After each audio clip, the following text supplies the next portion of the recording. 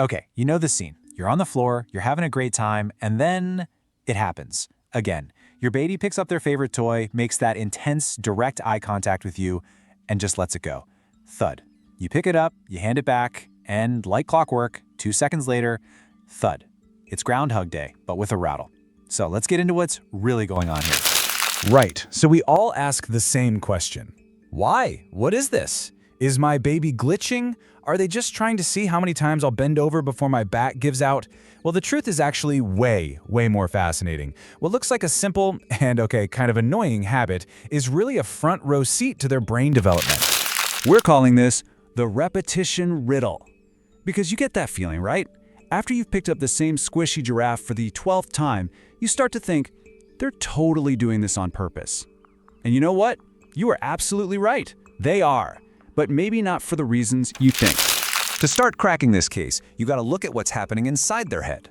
The first clue is understanding that your baby's brain is basically on a constant buffer.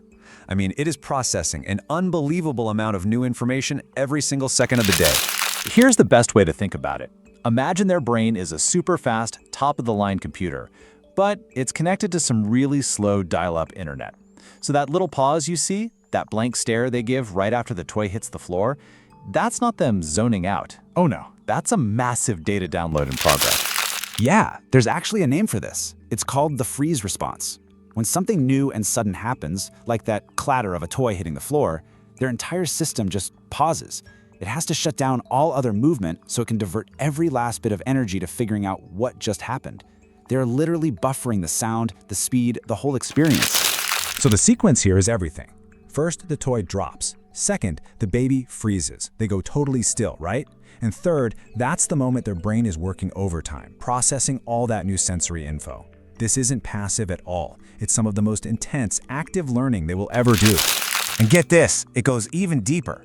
This freeze response is also a really old, primitive survival instinct.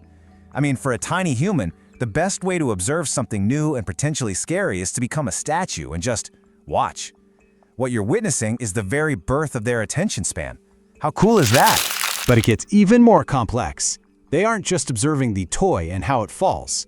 Let's move on to our next clue, because it turns out a huge part of this little experiment is you. So here's where our perspectives totally differ. What you just see as a repetitive, silly game is, for them, a full-blown social experiment. While you're busy looking at the toy on the floor again, they are laser-focused on your face, trying to map your emotional response. Just imagine what's going through their head as they stare at you. They're asking all these silent questions. Okay, what did that face mean? Was that a smile? Is this game funny? Or, that was a sigh. Is this a serious thing? Your reaction every single time is teaching them the social rules of their new world. And all of this, the buffering, watching the toy, mapping your face, it all leads to our final and maybe biggest clue. It's time we start seeing our babies for what they really are. They're tiny scientists, and this is their very first, most important experiment. The main scientific principle they are trying to master: cause and effect. This is a massive cognitive milestone. It's that fundamental click in their brain when they realize, hey, I can do something and it makes something else happen. Dropping things is the perfect way to test out this brand new superpower. And think about the questions they're trying to answer. The first one is a biggie: gravity. Their inner monologue is probably something like, okay, if I open my hand, the toy goes down. Got it. But wait, will it do that every single time? What about now? And now? Is this a consistent rule of the universe? And then, like any good scientist, they immediately start to change the variables. All right, so things always go down. Fine. But does this soft bear make the same thud as that hard plastic block?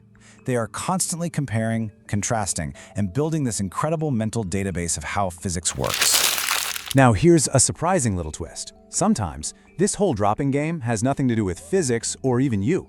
It can actually be a self-soothing tool, like an emergency stop for their brain. When things are getting too loud or too busy, that simple, rhythmic, predictable action can help regulate their nervous system and stop a tantrum before it even starts. So when you pull all of these clues together, the verdict is pretty clear. This isn't a glitch, it isn't a test, and it's definitely not a meaningless habit. It is so much more than that. If there's one thing you take away from this, let it be this: they aren't glitching, they are growing.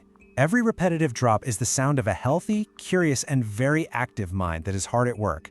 It's a critical, wonderful part of their development. So to wrap it all up, the next time that toy hits the floor, try to remember what's really going on. Your baby is processing a massive data download about the laws of physics. They're mapping your face to learn the rules of being human. And they are conducting their very first science experiments to figure out how this brand new world of theirs actually works. Really, this just proves that pretty much every weird thing a baby does is actually their secret language for learning. It's a little window into their process. Which leaves us with a question for you. What's that one weird thing your baby does that you want us to decode next? Let us know. Stay curious.